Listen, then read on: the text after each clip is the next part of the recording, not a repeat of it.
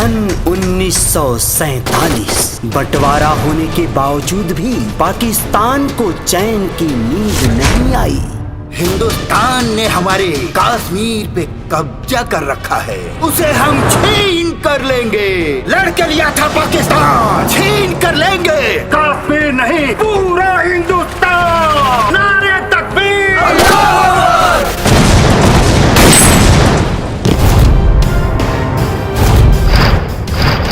वीर सिंह वहाँ खड़ा होता है जहाँ मैटर बड़ा होता है।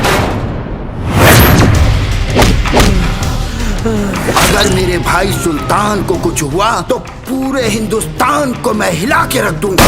भारत माता की जय। किसी भी धर्म से पहले हमारा मुल्क, हमारा देश। बोल पाकिस्तान जिंदाबाद। वंदे मातरम।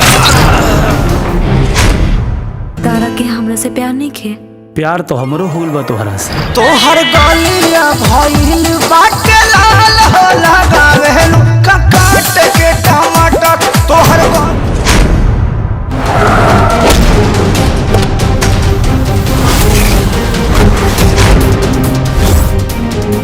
एसीपी हमार धंधा खराब करे में लागल बा, ऊपर से ओकर छोट भाई हमरा इज्जत के साथ खिलवाड़ करे के हिम्मत कैला। तोहर दिल दरिया बा एही से तो लगाओ बा, दिल दरिया बा एही से तो लगाओ बा।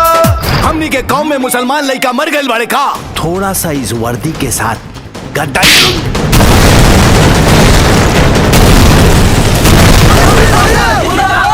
रउआ लोगन से हाथ जोड़ के विनती करत आनी, शांत हो जाएं। एसपी साहब, भैया को ले जाने के लिए हमारे लाशों से गुजरना पड़ेगा।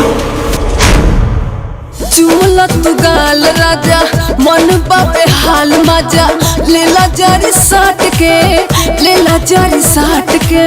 हट के पलट के सजिया पे डांट के लूट बलहार रानी पाजा में लिपट के।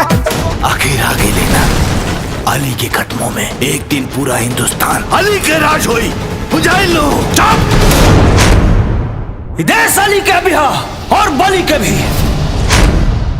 देश बजरंग बली के भी है। बोलो गर्व से वंदे मातरम। हमार कसूर ई बा कि हम तारा से प्यार करेंगे। दिल के अदालत में आंसू गवाह बन गए। हिंदुस्तान हिलेगा। अरे चुम्माला तरसेला होठ गोरे गाल हो, चुम्माला तरसेला होठ गोरे गाल हो, टेपू से घूम घूम भतार रोज दाल हो। यहाँ हिंदुस्तान में पाकिस्तान का नारा भी लगेगा। पाकिस्तान जिंदाबाद। कश्मीर तेरे बाप का जागीर नहीं है जो तू रट लगाए बैठा है। दम है तो तुम दोनों लेख के दिखाओ।